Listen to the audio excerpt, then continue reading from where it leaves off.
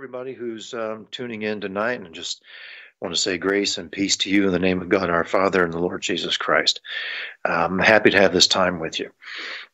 What I would like to do tonight is to explore some aspects of the biblical worldview or the biblical conceptual scheme that don't are not covered very often. You know, the Bible is a book of the supernatural. The supernatural permeates it, not just in reference to the existence of God, but there's an entire supernatural realm that it refers to. And there are a lot of people that like to avoid discussion of it. I mean, they'll talk about God, of course, but they don't like to talk about angels.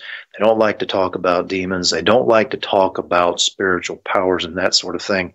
To some extent, you know, I understand that. I grew up in circles where many people were very reluctant to talk about that because they had seen some things sensationalized. They had seen some rather outlandish things being done and said, and they shied away from it as much as possible. And many of them, you know, they considered it a peripheral issue. They said, it's not that important. Yeah, we know that angels exist and this sort of thing, but we're not going to press too far into this. But, you know, the more I've studied the Bible, the more I am struck by just how much the supernatural really does permeate everything, does permeate the worldview that it gives us. And what I want to do tonight is get into a little bit of that, maybe share some things with you that you haven't heard before, and hope that will prove enlightening to you. And in getting into it, first of all, let me go to Ephesians 6. Ephesians 6, 11 through 13, very familiar passage, especially to listeners of this program. Put on the whole armor of God that you may be able to stand against the wiles of the devil. For we do not wrestle against flesh and blood, but against principalities, against powers, against the rulers of the darkness of this age, against spiritual hosts of wickedness in the heavenly places. Therefore, or for this reason, take up the whole armor of God, that you may be able to withstand in the evil day, and having done all, to stand. It's important that we acknowledge the spiritual realm in what we're doing and the supernatural worldview of the Bible. Paul here gives us a command to put on the armor of God. Why? He says, because we are at war with a spiritual enemy. As a matter of fact, he says that's what our wrestling match is against, if you want to look at it that way. We get distracted sometimes thinking that we're against one movement, one social movement, or a political movement, or what have you. But the battle that we really face is spiritual. And Paul says that that spiritual war is located in the various entities that inhabit the heavens and have various realms of authority and power. And so he tells us it's for this reason that we take up the armor of God. So this is not a subject we can afford to ignore. We can't turn our back on it and act like it doesn't exist, as some people would like to do. We have to take a balanced approach to it and get into it with an informed stance. And it's interesting to me that the Bible actually tells us more about spiritual powers than a lot of people realize. But to understand that, again, we have to understand the biblical worldview or the conceptual scheme. And when I use those terms, worldview and conceptual scheme, what I mean is the fundamental set of beliefs and assumptions that we bring to the world, that we bring to our view of life and living, how we approach everything. It can be fundamental ideology, that sort of thing. We all have certain beliefs that we bring to things, and we tend to interpret everything in light of those beliefs. And I can give you an example of this. If you've ever dealt with a Marxist and you see a resurgence, unfortunately, of Marxism in the West today, particularly in the United States, they tend to view the world in terms of a conflict between oppressors and the oppressed. And they build all of their economic and social theory around that paradigm. And they want to put everybody on one side or the other of it. So when you're talking to them, they use a lot of terms that specifically relate to that idea, that divided paradigm. That's their conceptual scheme. That's their worldview. That's how they approach things. Other people that you might deal with For instance, in the debate over gender and sexuality, if you believe that gender is tied to one's biology, as I do, then you're going to have a particular view of marriage. You're going to have a particular view of sexuality. But if you think that it's subjective, if you think it's in the mind, if you think that people can flow back and forth from one gender identity to another, as they like to say, you're going to have a completely different set of ideas and a completely different outlook. And often when we talk to one another, we tend to clash because of our assumptions. And we don't often recognize that, though. There are people that are constantly talking over one another. And if you ever find yourself in a conflict with someone, you can't seem to make a lot of headway, look at the assumptions they're bringing to the argument. And then look at your own assumptions and try to address the matter on that more fundamental level. And you might find that helps out quite a bit. But dealing with the biblical worldview, the biblical conceptual scheme, the authors of Scripture brought certain ideas into play in how they wrote and how things are expressed to us. And if we don't understand that correctly, then there are a lot of things that are not going to make very much sense to us. There are some things that we're going to miss out on that I think are really tremendous and that we can see otherwise. Let me give you some examples. Genesis chapter 4, verses 13 to 14. This is after Cain has killed Abel, and God pronounces judgment against Cain. Cain says to him, "My punishment is greater than I can bear. Surely you have driven me out this day from the face of the ground. I shall be hidden from your face. I shall be a fugitive and a vagabond on the earth, and it will happen that anyone who finds me will kill me." That's a very unusual type of expression there. You have driven me out this day from the face of the ground. I shall be hidden from your face. What on earth does that mean? How can you be hidden from the face of God? Genesis chapter 18. This is the passage where the Lord comes down to Abraham with two angels, and they're on their way to Sodom. And the Lord says to the angels, he says, should I really hide this thing I'm about to do from Abraham? And he turns around and he tells him why he's come. And the Lord said, because the outcry of Sodom and Gomorrah is great, and because their sin is very grave, I will go down now and see whether they have done altogether according to the outcry against it that has come to me. And if not, I will know. Now, that's something I wondered about for a long time. Why would the Lord say that he has to come down and see what Sodom is up to, whether Sodom and Gomorrah really have sinned? And maybe they haven't. But either way, he's come down to find out. And he says, I'm going to know either way. Strange that he would put it in those terms. In Genesis 19, this is where the angels have gone into Sodom and the judgment is being pronounced. And they're taking Lot and his family outside the city, and Lot is begging them to send him to Zoar. He doesn't want to leave the valley. He wants to stay as close as possible. And the angel that's escorting them out turns to Lot and says, "See, I have favored you concerning this thing also, in that I will not overthrow this city for which you have spoken," that is Zoar. He says, "Hurry, escape there, for I cannot do anything until you arrive there." Now, that's an interesting statement as well. I cannot do anything until you arrive there. Why would he say that? I mean, it almost sounds like the angel is going to do something to Sodom. Yet, we are also told in reference to the destruction of Sodom, the Lord rained down fire from the Lord out of heaven. So how does that work? What role is the angel playing in this? Why is he involved in it at all? 1 Kings chapter 22. This is the passage where the king Ahab is about to meet his end. And he's holding counsel with the king of Judah. And they've been hearing from many of Israel's false prophets. And they've been telling Ahab, surely you can go out to battle and you're going to triumph. And then the king of Judah asks, is there not a prophet of Yahweh here that we could consult with? And Ahab says, yeah, there is. There's a guy named Micaiah, but I hate him because he never says anything good about me. So, the king of Judah asked that he be brought in anyway so they could hear what he has to say. And then Micaiah, he starts off, he's very sarcastic at first. He's like, yeah, sure, go ahead. Yeah, you're going to succeed and all that. And you can see that he's being sarcastic because Ahab comes back at him. He says, all right, fine. Tell me, what's the truth? Stop talking to me like that. Tell me what you actually have to say. Then Micaiah said, therefore, hear the word of the Lord.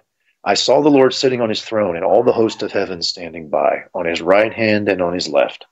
And the Lord said, who will persuade Ahab to go up, that he may fall at Ramoth Gilead? So one spoke in this manner, and another spoke in that manner. Then a spirit came forward and stood before the Lord and said, I will persuade him.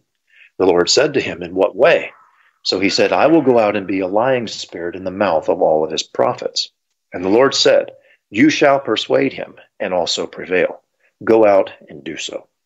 Therefore, look, the Lord has put a lying spirit in the mouth of all these prophets of yours, and the Lord has declared disaster against you.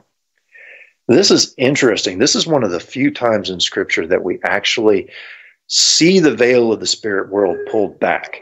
And what we find is God effectively holding court in heaven. And you have all of these heavenly beings apparently around him. And he's saying, okay, it's time to get rid of Ahab. What do we do? How do we go about this? Who persuades him so that he goes into battle and gets himself killed? And you can see that, it says one spoke in this manner and another in that. And then a spirit comes and he gives an idea, and the Lord says, that sounds great. Go ahead and do it, and you will succeed. And that's not a view that many people tend to have of how God does things. You would figure that God would just say, okay, this is how I'm going to kill Ahab.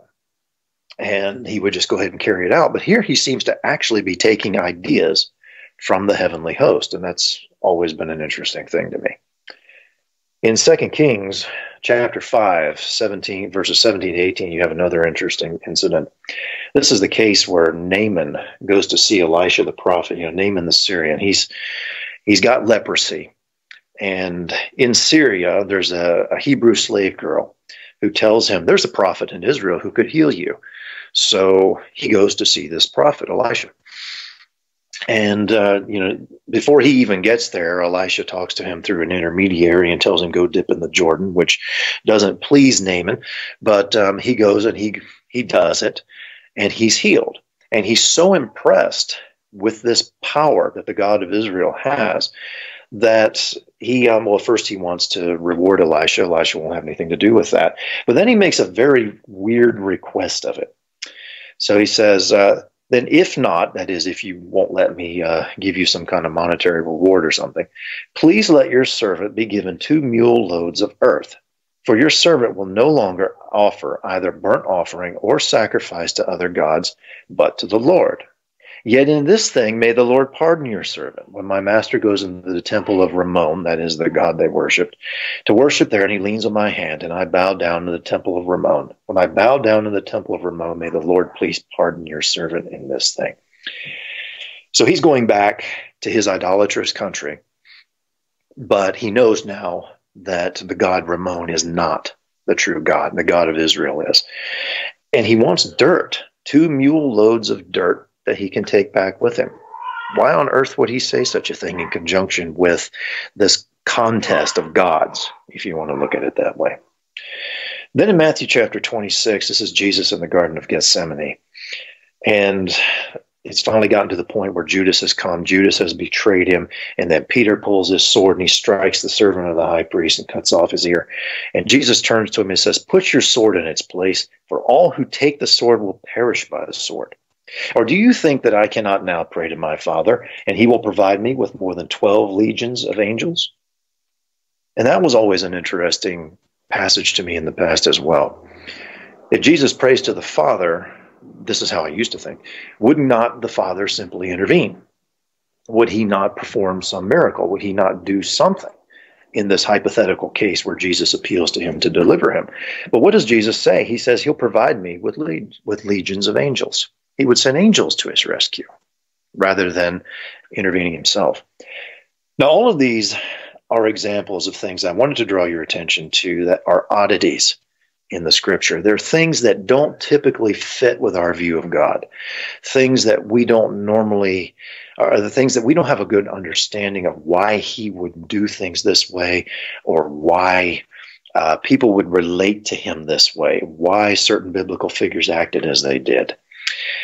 And again, it comes down to certain things that are different between our culture and the biblical culture. The worldview considerations, there are issues of language that are involved here. Sometimes we have translation issues that make things a little difficult to understand and put us off a bit.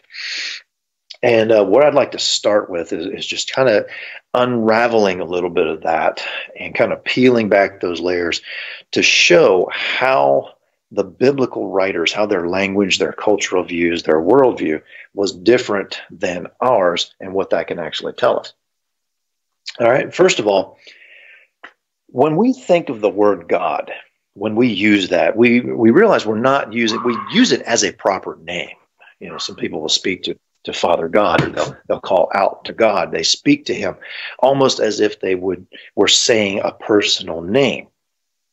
I would know that actually the word God is a title. Typically it means sovereign. There are a couple different ways of looking at it, but it means a sovereign. It's not actually that proper name. And when we think of God, we think of that term, we think typically as Christians of a set of attributes, a being with a set of attributes: omniscience, omnipotence, omnipresence. These are all characteristics that are unique to Yahweh. He is the creator God, the supreme being of the universe. That's what we mean when we say God. And what we need to realize, first of all, is that when the ancients in the Near East used that term, they didn't mean that. It was not automatically a reference to the supreme being. In the Bible, in the Old Testament, typically the word used, translated as God, is the term Elohim. And what's interesting about that, the word Elohim can be singular. It can also be plural. It's used as both. And as a consequence, when we look at that, they literally use the term Elohim to refer to singular God or to plural. They thought of it as gods. You could literally translate it that. You could translate it that way because they didn't think of a singular being with certain attributes, the supreme God, as we do.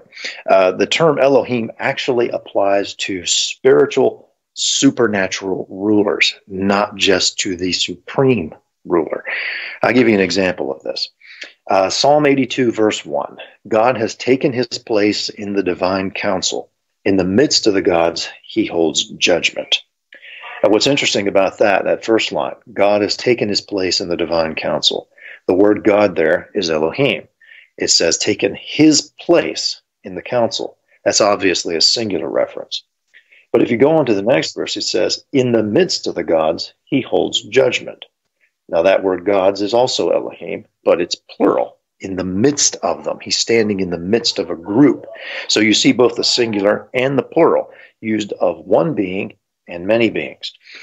And then he goes on, verse 6 and 7, where God is speaking to them. He says, I said, you are gods, again, Elohim, sons of the Most High, all of you, again, plural. Nevertheless, like men, you shall die and fall like any prince. And it's interesting, if you look at various versions of the Bible, they all read like that.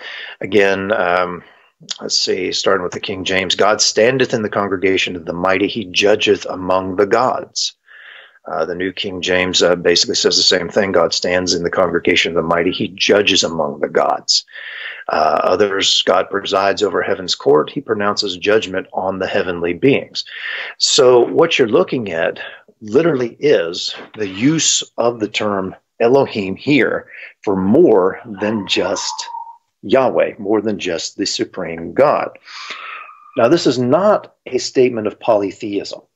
The Jews were monotheists during this time, but of course we know that they did get eventually into the worship of other gods. But this is not a statement that has to do with polytheism.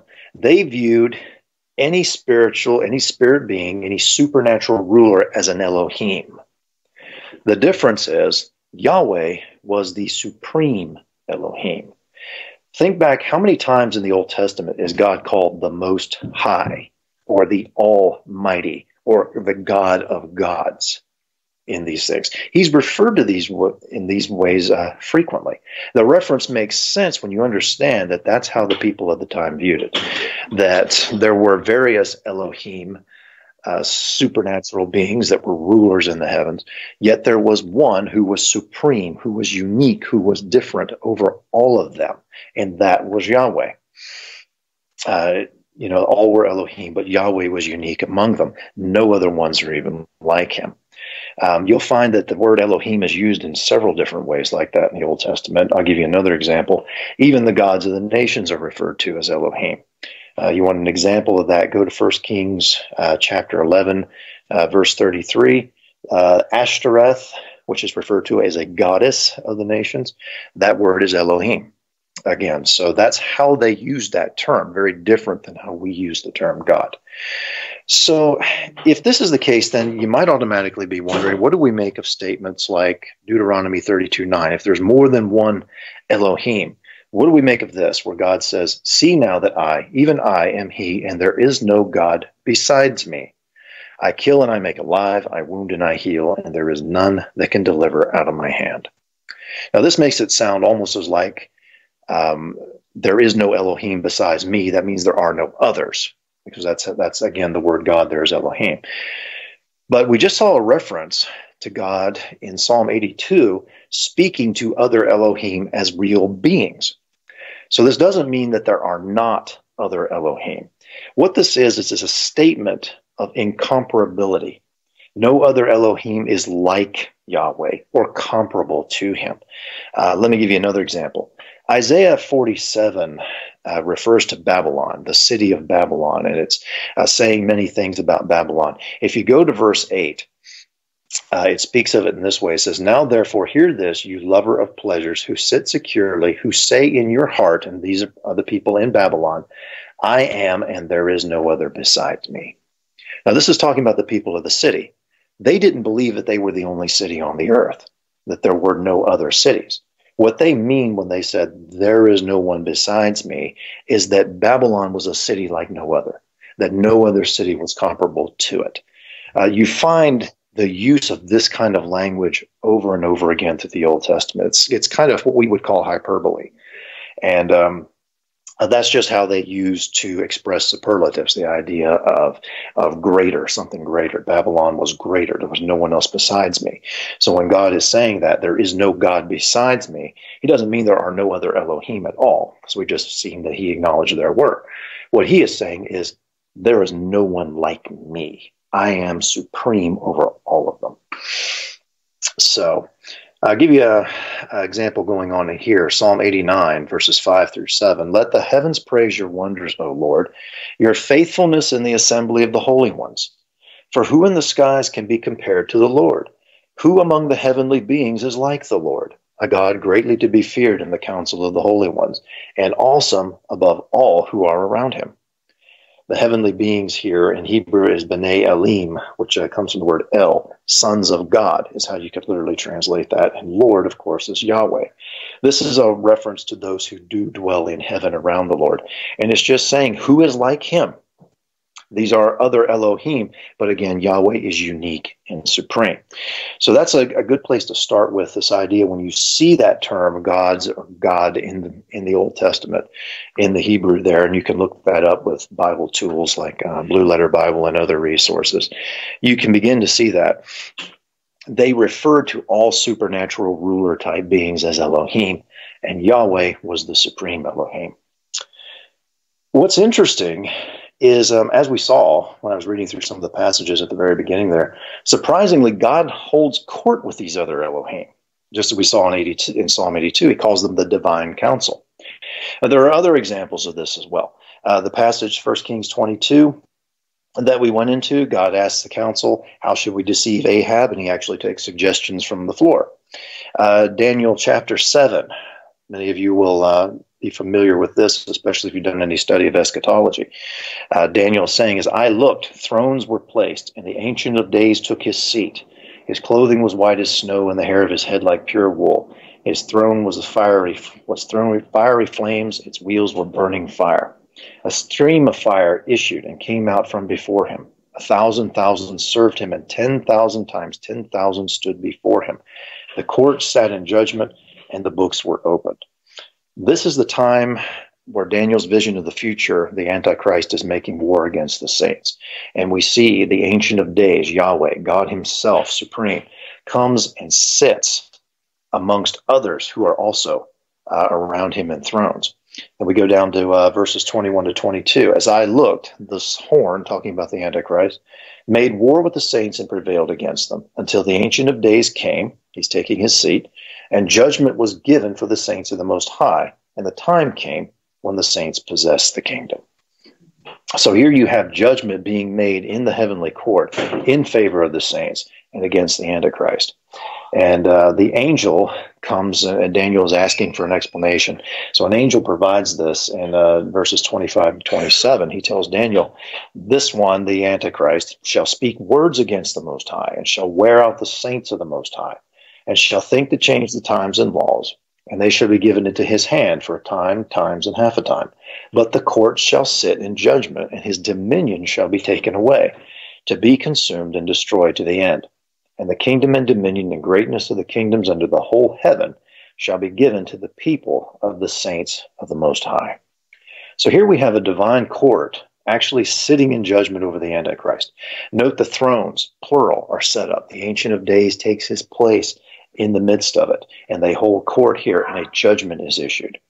We see a similar scene, and I believe this is what that's referring to, in Revelation chapter 4, verses 2 to 4. At once I was in the Spirit, and behold, a throne stood in heaven, with one seated on the throne. And he who sat there had the appearance of jasper and carnelian. And around the throne was a rainbow that had the appearance of an emerald. Around the throne were 24 thrones, and seated on the thrones were 24 elders, clothed in white garments with crowns on their heads. I believe this is what Daniel is talking about. This is the scene of the heavenly court, what would be called from Psalm 82, the divine council. We see another interesting statement in Daniel chapter 4. This is Nebuchadnezzar's vision. He has this dream. He has become lofty, exalted in his own mind, and judgment is about to be pronounced against him. He's about to be humbled greatly. And he's talking about, he's telling Daniel about the vision. He says, I saw in the visions of my head as I lay in bed, and behold, a watcher, a holy one, came down from heaven. Watcher was a term that they often used for angels. He proclaimed aloud and said thus, chop down the tree that represented Nebuchadnezzar, and lop off its branches, strip off its leaves, and scatter its fruit. Let the beasts flee from under it, and the birds from its branches. But leave the stump of its roots in the earth, bound with a band of iron and bronze, amid the tender grass of the field. Let him be wet with the dew of heaven. Let his portion be with the beasts in the grass of the earth. Let his mind be changed from a man's, and a beast's mind be given to him. And let 7 periods of time pass over him. The sentence is by the decree of the watchers, the decision by the word of the holy ones, to the end that the living may know that the Most High rules over the kingdom of men, and gives it to whom he will, and sets over it the lowliest of men. Interesting that he says there, this is by the decree of the watchers, by the decision of the word of the holy ones. And it has to do with the exaltation of the Most High and the humbling of Nebuchadnezzar in his sight. So what you've got is a decree of the divine council. You have this whole, this group here that has met. They have passed sentence in accord with the Most High. It's the judgment of all of them acting together. So we read passages like this, and it's confusing. And if it were not actually stated as it is in Scripture in the passages we've looked at, we might be reluctant to even believe such a thing. But why does God have a council? I mean, surely he doesn't need one. He's smarter than all of us put together. He's wiser than all of us. Why would he need a council? If you reflect back on Genesis, we see another type of example of this. God creates man to rule over the works of his hands, we're told. He sets man over his creation to be his imager in the creation, effectively to represent him in the creation. He hands that rulership over to them to be exercised on his behalf. God could do everything by himself, but for one reason or another, he has chosen, I think it's indicated that he even delights in sharing the rulership of his creation with the intelligent, moral beings he's created, with both the humans and the angels. It's the purposes for which he created us. What it's interesting, he has not totally taken dominion back from man on the earth either. Men still dominate the earth pretty much. He's left them there. He has also set various heavenly authorities in place. He has a kingdom. It has a structure to it. There's a hierarchy in the heavens. Beings have rank and power. In Daniel, Gabriel tells Daniel that he's come with the message through him, but he had to fight his way through the prince of Persia, who was a supernatural ruler over the kingdom of Persia. He says he had to fight his way through him, and Michael, whom he calls one of the chief princes, came to help me. Michael has a title over them. He has rank and authority and apparently power over the rest of the angelic host in at least some areas. So you have a functional kingdom with a system of rank, with an organization that God has put into place. And we know that part of that kingdom has fallen, that it is now under the dominion of darkness, but it also functions as a kingdom. Jesus himself referred to Satan as having a kingdom and having servants. So we see that the heavens are organized according to this way. There's a delineation of power, and God has left this entire structure in place for reasons that he has ordained for himself. And actually, I think that makes sense in some ways of the fall of Satan. Yeah, I used to wonder, especially, why would Satan, knowing that God is all-powerful, ever rebel against him, knowing he has no hope of defeating it? Well, what he understands is that God has turned the rulership of the cosmos over to his underlings. And Satan is of the opinion, well, I can't defeat God, but I could possibly defeat the ones that he has placed over these things and get into that organization and corrupt it and sway many to my side. And apparently he has done so. So that actually, I think, casts some light on the rebellion of Satan and why he would even attempt such a thing in the first place, because of the way God works. He doesn't handle so many things directly in his own power. He has given it to various powers under him to be exercised. You remember in the book of Job, we're told twice that there was a day when the sons of God came to stand before him. Apparently, this is a day when they came to give account. And Satan also came with them. And God says, where have you come from? So he could have come from any number of places, apparently. God specifically says, where have you come from? I remember Derek Prince used to say that it was interesting. Apparently, Satan had once brought reports, and even after he fell, he just was more or less acting like nothing had happened, and he was just continuing to bring his reports. So we see that heaven has that organizational structure, and even the kingdom of darkness has that as well. When you think about this and you think about the way that God has organized these things and how he works through these things and how he has created this entire system where he utilizes these supernatural beings, these supernatural servants, and this hierarchy and structure he's created, certain things begin to make sense. For instance, if you go back to Abraham, when the Lord appears to him with the angels, and the Lord says, he says, I will go down now and I will see whether the outcry has come to me against the cities of Sodom and Gomorrah. He says, I'm going to see if it's true. And if not, I will know. It makes sense when you think about that, because reports apparently have come to him from supernatural agencies that monitor these things. And they have reported to him that this city has corrupted itself horrendously. And the Lord's like, well, if that's the case, then judgment's in order, but I'm going to go down and make sure first. I'm going to go see first. And that's an interesting thing just in of itself. He wasn't willing to act just based on the reports that were brought to him. But before he issued a great judgment, he went down and checked it out for himself. So we can see that he utilizes the angels as a messenger service like that in the supernatural realm, bringing reports to him. This also makes sense of what Micaiah saw, the prophet Micaiah saw before Ahab's death.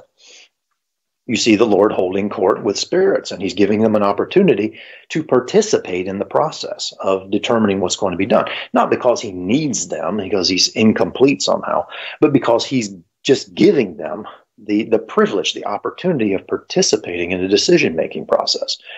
And it's interesting, too, you can see that heavenly beings are not all equal in knowledge. They're not all equal in wisdom, which is something that kind of flies in the face of the way we think of them, because the passage says, Well, when God asked that, one said this and another said that. So apparently they were of different opinions. They had different ideas, and the Lord finally chose one of them. So that's kind of an interesting look behind the veil for us in that area too. But it makes more sense of this, God holding court with these groups that report to him, and they then offer suggestions as to what ought to be done.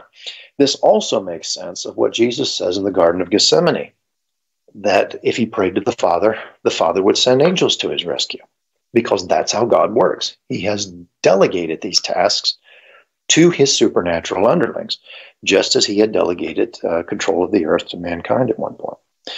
And you can even see this in Genesis 1. I think, this is my own personal interpretation of that. I wrote about it in my recent book on the creation controversy and some of the issues in Genesis. But you see the phrase repeated over and over again. When God says, let something happen, then he comes later and says, and God saw that it was good. And that's kind of a question that comes into your mind. It's like, well, God can't make a mistake. He has all power. So if he's acting directly and saying, let this happen, how can it come out any way other than good? But it's almost like God is going behind and he's saying, okay, I've issued my decree. Now I'm going to go check and see how things are. And I'm going to see if it's good or not. And it was good. And he put his seal of approval on it. And that's possibly because I think it's very probable that angels were involved in carrying out some of the creative decrees. Not in everything, but in some things at least. And God, like a good manager, is coming behind and checking on their work. That makes sense in light of that. So, we have this idea there are multiple Elohim, there are multiple supernatural rulers, referred to as gods. They didn't use that term as we would today, but that's how they saw it. And there is this heavenly kingdom, there's this heavenly structure, there's this organization, and we see both powers of good and evil, powers of light and darkness. Where do we go with it from here? What's interesting to me, you go to Deuteronomy chapter 32, and this reads a bit differently in various versions. I'm going to read it to you from the English Standard, which is also reflects the reading in the Septuagint. That's the Greek translation of the Old Testament, which was the Old Testament of the church for the first 1,000 years of its existence. Today, most Bibles are based on the Hebrew Masoretic text in the Old Testament. The Dead Sea Scrolls also agree with this. This is Deuteronomy 32, again, verses 7 to 9. Remember the days of old. Consider the years of many generations. Ask your father, and he will show you, your elders, and they will tell you. When the Most High gave to the nations their inheritance, when he divided mankind, he fixed the borders of the people according to the number of the sons of God. But the Lord's portion is his people, Jacob, his allotted heritage. In many other translations, that phrase, that he fixed the borders of the peoples according to the number of the sons of God, is actually sons of Israel. But it doesn't make sense when you think about it, because this is referring to the events in Genesis chapter 11. This is the rebellion at Babel, and Israel didn't even exist at the time.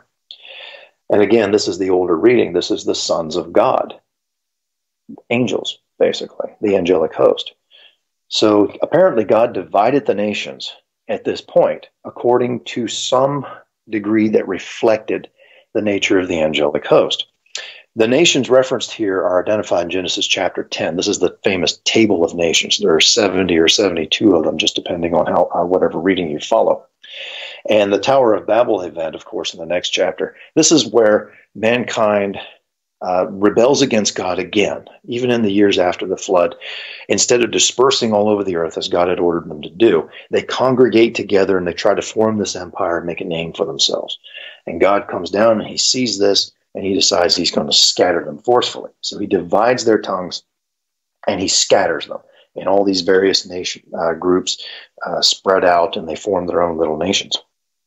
So this is what's being referred to here in Deuteronomy 32, when God set them up, when he scattered them. And you'll see that he fixed their borders according to the number of the sons of God, but kept Jacob as his allotted heritage. This is interesting.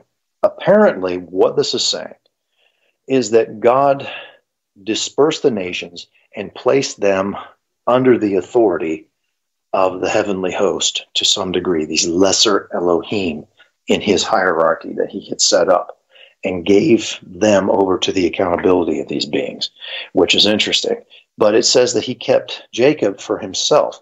What you'll notice is right after the Tower of Babel incident, God calls Abraham.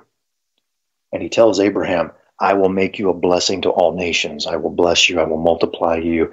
I will do things greatly before you. And then I will use you as a blessing to all the nations, which is very interesting language. So you see here, you have this heavenly structure. After Babel, God divides up the nations. He says, you have been rebellious. I'm going to go ahead and put you under the power of these other heavenly beings and these other Elohim here. And I am going to carve out a people for myself. And he starts it with Abraham. Now, in light of all of these things, go back to Deuteronomy 6, verse 4. This is the famous Shema. And take a look at it in light of this. Hear, O Israel, the Lord our God, the Lord is one. Now, let's substitute some of the Hebrew words in here for what we've been using so far. If you substitute them, you get, Hear, O Israel, Yahweh, our Elohim, Yahweh is one. That's very interesting how that reads. Yahweh, our Elohim. Yahweh was Israel's Elohim. Again, his portion, as it says there in Deuteronomy 32. Now go back to the very first of the Ten Commandments. This is in Exodus chapter 20, verses 2 and 3. I am the Lord your God who brought you out of the land of Egypt, out of the house of slavery. You shall have no other gods before me. If you substitute the words again, what you get is, I am Yahweh, your Elohim. You shall have no other Elohim before me. Again, God's saying that they are his special people, denying them the worship of any other gods. And he warns them, Moses warns them in Deuteronomy chapter 4 against this. He says, beware lest you raise your eyes to heaven, and when you see the sun and the moon and the stars, all the hosts of heaven, whom they regarded as beings, as actual celestial beings, you be drawn away and bow down to them and serve them. Things that the Lord your God has allotted to the peoples under the whole heaven. But the Lord has taken you and brought you out of the iron furnace, out of Egypt, to be a people of his own inheritance, as you are this day. It's interesting there. Moses is telling them, he says, look, these other powers have been allotted to the peoples of the nations, but the Lord has taken you and brought you out to be his own special people. Just as Moses had said in Deuteronomy 32, the Lord chose Jacob as his portion, his inheritance. Deuteronomy 29, verses 24 to 27, in speaking about a time when Israel would be judged by God. All the nations will say, why has the Lord done this to his land? What caused the heat of this great anger? Then people will say, it is because they abandoned the covenant of the Lord, the God of their fathers, which he made with them when he brought them out of the land of Egypt, and went and served other gods and worshipped them, gods whom they had not known and whom he had not allotted to them. Again, they were his special people. The nations were under these other Elohim that he had set up, but God had taken Israel for himself and forbidden them for worshiping anything else or for following anything else. He was, again, their Elohim. Israel was literally God's country, while the lands outside of it were under the jurisdiction of these other supernatural beings, at least some of whom rebelled against God and led the nations under their control astray and away from him. And this begins to make sense of a few other things. This is why God was, by the way, was castigating the divine council in Psalm 82, because they had corrupted their ways. They had not done what he had charged them to do. He had given them control of the nations and said, lead them rightly. And even looking, you can see some hints of this in the Old Testament. Moses, for instance, when he flees Egypt, he goes to Midian. His father-in-law, Jethro, was the priest of Midian who apparently knew the true God. So there were some who were actually worshiping the true God, even outside of the fold of Israel. But for the most part, the nations had corrupted their ways, and they had been deliberately, apparently, led astray by some of these supernatural powers. But Israel was God's country, literally God's country. And if they looked upon the soil of Israel literally as holy ground, specially set apart to Yahweh and under his protection. Now, that's not a denial of God's sovereignty over the whole rest of the planet that he created. But under the hierarchical system he has put into place for his own reasons at the moment, This is where his name is located, his special place sacred to him at that point. And this makes sense when you think about it. You go back to Cain's protest in Genesis that I read, where he says, if you cast me out, I shall be hidden from your face. Well, at that time, the land of Eden, where he was living with his parents, Adam and Eve, was the place where God had put them in a place of special blessing. And Cain says, if you send me away from this place that you have blessed, then I will be out of your sight. It's like you won't even see me now. And this also makes sense. We see the same thing in 1 Samuel chapter 26, verse 19. David is confronting Saul, and he's protesting against him. He says, you've driven me back and forth in pursuing me.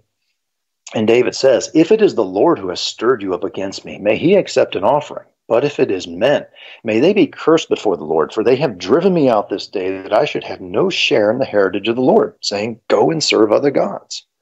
Again, they were driving David at times out of Israel completely, which was looked at as God's country, into the domain of other gods. That's how they looked at it. If you want to think of it as cosmic geography, the heavens reflected on the earth, that's how they looked at it. This also makes sense of why Naaman the Syrian asked Elisha if he could take dirt back from Israel, because he literally viewed it as sacred. He literally viewed it as sacred to Yahweh. More than likely, if you go back and look at the context, he probably wanted to build an altar and worship, and he wasn't going to do that with the soil from his land because that belonged to another god, as far as he was concerned. So he wanted dirt from Israel, literally, to build his own altar. They thought in a completely different way than we do, but if you look at it, in this divine council, hierarchical overview in the spirit world, and then the sense of cosmic geography, where you have Israel dedicated to God and all these other nations under the dominion of other beings at that time, this makes perfect sense. This also harkens back to the princes of Greece and Persia spoken of Daniel. They were the heavenly majesties that somehow controlled those nations. If you go back to Luke, the temptation of Jesus in the wilderness, the devil takes him up, showed him all the kingdoms of the world, and he says to him, to you I will give all this authority and their glory, for it has been delivered to me, and I give it to whom I will. And you notice Jesus didn't dispute the statement. Those kingdoms apparently were literally under his control. And we can really begin to appreciate that when we consider that the nations surrounding Israel even today are some of the most brutal nations in the world, even though they are very, very religious. They are strongly religious. They hate the Jewish people in particular, and they really want to destroy the Jews, and they want to rule Yahweh's land for their own. They're fanatically religious in their devotion to their false god, Allah. You even have 5 times a day, they have to proclaim, Allah alone is God and Muhammad is his prophet. They're constantly doing this. They have that really an antichrist system, even on the Dome of the Rock, the Al-Aqsa Mosque there, where it says, God has no son. They're very forceful in this, and it makes sense when you consider that these nations were dominated by rebel heavenly authorities who wanted that worship for themselves and were not reflecting the worship of Yahweh as they were supposed to and leading the people correctly. But even though God had given the nations up in a way, even though he had disinherited them at the time of Babel and put them under the control of the system, he's going to retake the nations. This is why Psalm 82, if you see God is castigating those members of the divine council that have rebelled, and he's telling them, you will die like men now.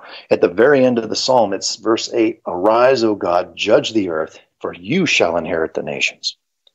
Psalm chapter 2, why do the nations rage? The peoples imagine a vain thing. The kings of the earth set themselves, and the rulers take counsel together against the Lord and against his anointed, saying, let us burst their bonds apart and cast their cords from us. He who sits in the heavens laughs. The Lord holds them in derision. Then he will speak to them in his wrath and terrify them in his fury, saying, as for me, I have set my king on Zion, my holy hill. I will tell of the decree. The Lord said to me, you are my son. Today I have begotten you. Ask of me, and I will make the nations your heritage and the ends of the earth your possession. You shall break them with a rod of iron and dash them in pieces like a potter's vessel. The Lord says at some point, he says, they're not wanting my rule. They're conspiring together against me, but I am going to break them. I'm going to dominate them. I'm going to take them through the king that I have set up over them. And Christ uses the same language himself in terms of believers. Revelation chapter 2, he's saying, Verses 26 to 27, the one who overcomes, who keeps my works to the end, I will give him authority over the nations, and he will rule them with a rod of iron, as when earthen pots are broken in pieces, even as I myself have received authority from my Father, authority to retake the nations.